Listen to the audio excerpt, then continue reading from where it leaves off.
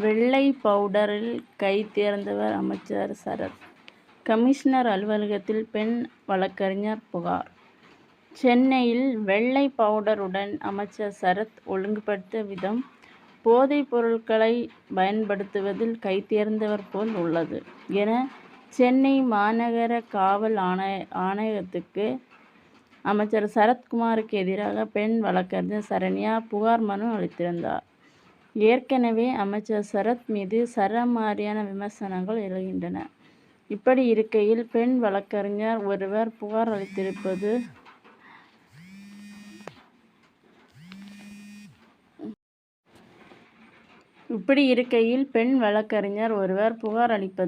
அதிர்வலையை ஏற்படுத்துகின்றது.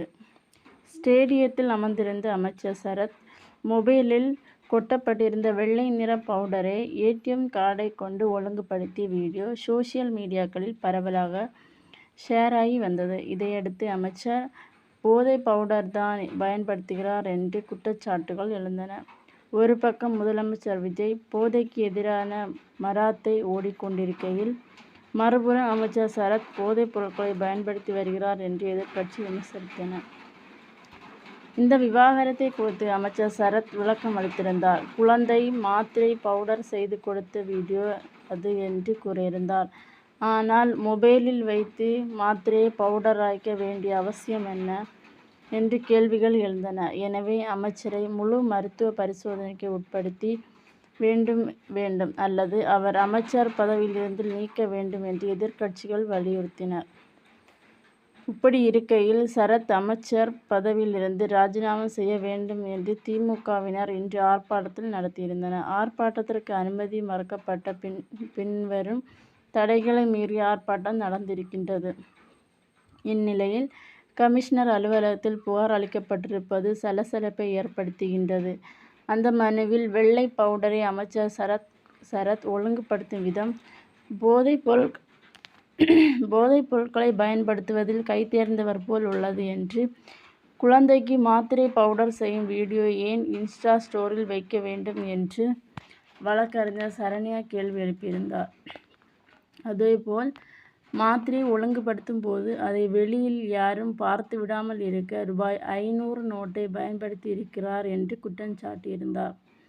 இந்த புகார் மீது காவல்துறை என்ன நடவடிக்கை எடுக்கப் போகிறது என்பது கேள்வியாக இருக்கிறது. ஏற்கனவே திமுகவினர் இந்த பிரச்னையை சீரியஸாக கையில் எடுக்கின்றார்கள். அப்படி இருக்கையில் அமைச்சருக்கு சட்ட சிக்கலை இந்த மனு ஏற்படுத்தும் என அரசியல் விமர்சனங்கள் கூறுகிறது. முதல்வர் கோபத்தில் உள்ளார், பார்க்க முடியாது. கில்லி சரத் மீது கடுப்பில் விஜய், அமைச்சர் பதவி காலி.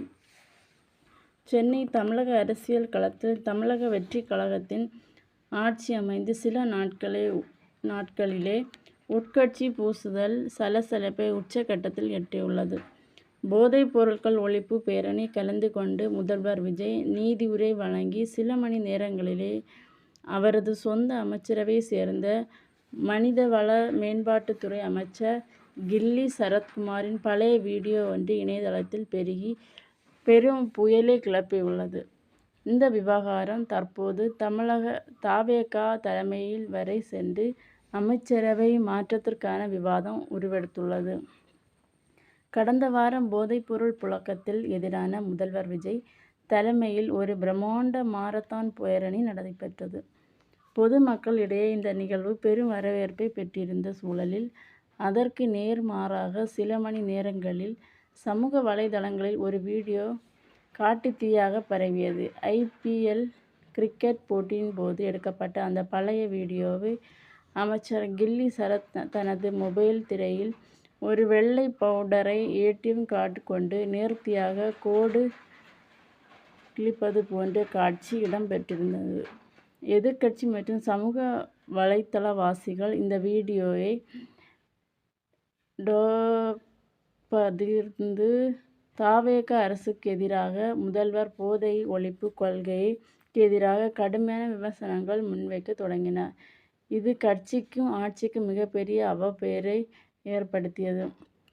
சர்ச்சை தீவிரமடைந்ததால் தொடர்ந்து அமைச்சர் கில்லி சரத் தரப்பில் இருந்து ஒரு விளக்க வீடியோ வெளியிடப்பட்டது. அதில் விளையாட்டு அரங்கில் தனது 1½ வயது குழந்தைக்கு உடல்நிலை சரியில்லாததால் மாத்திரையை நசுக்கி தருவதாகவும், மொபைல் போனை கார்டை பயன்படுத்தினேன் என்று அவர் குறிப்பிட்டிருந்தார்.